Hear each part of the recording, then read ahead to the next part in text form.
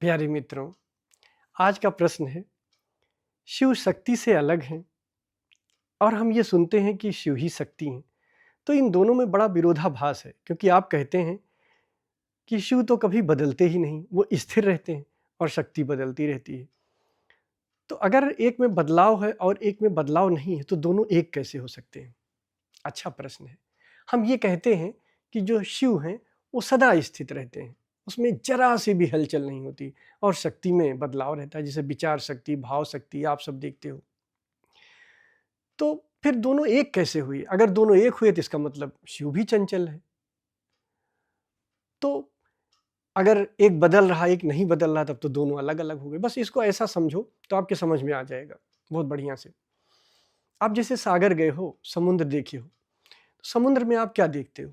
समुद्र में देखते हो कि जो सागर में गहरा पानी होता है, जो नीचे का पानी होता है, उसमें लहर नहीं होती है।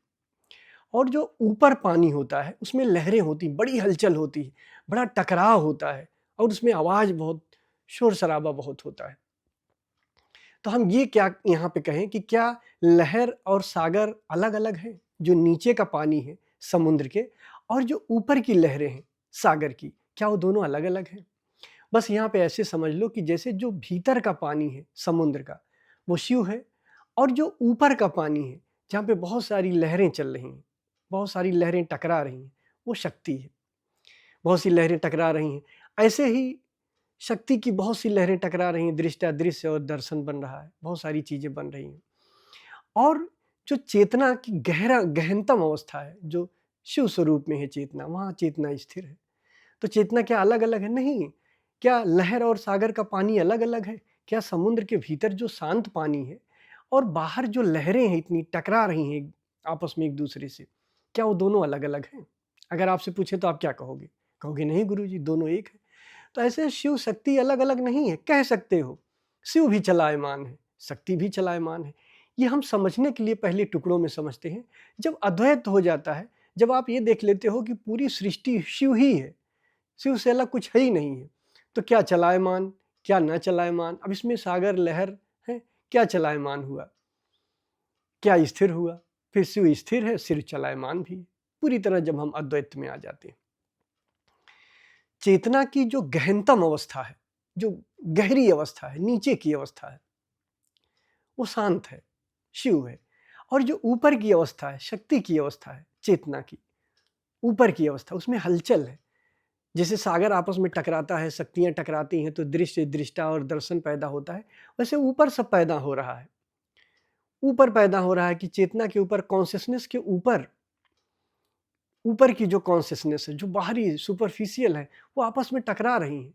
तो वहाँ पे ये सब चीज़ें पैदा हो रही हैं, दृष्टा, दृश्य और दर्शन सब पैदा हो रहा और हमको लगता है कि अरे ये क्या है? तो शिव शक्ति से अलग नहीं है, शिव ही शक्ति है। जैसे सागर ही लहर है और सागर ही सागर का गहनतम पानी है, दोनों में कोई भेद नहीं। तो मेरे ख्याल से आप मेरी बात समझ पाए होंगे।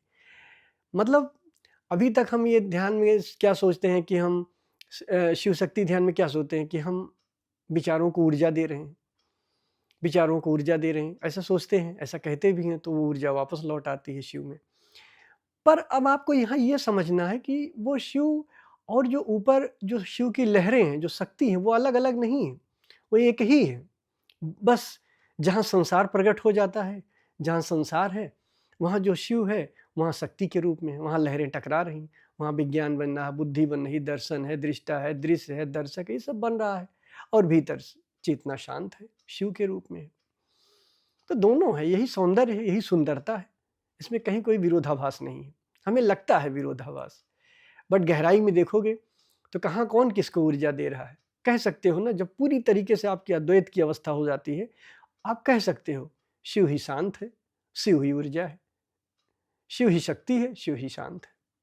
तो ये आप समझने लगते हो, बहुत गहराई से आप समझने लगते हो। और इसमें कुछ ऐसी भी वो नहीं होती, एक हमारे मन में एक कॉन्सेप्ट बन जाता है कि शक्ति अलग है, नहीं शक्ति का मतलब प्रकृति समझ लो, प्रकृति अलग है, परमात्मा अलग है।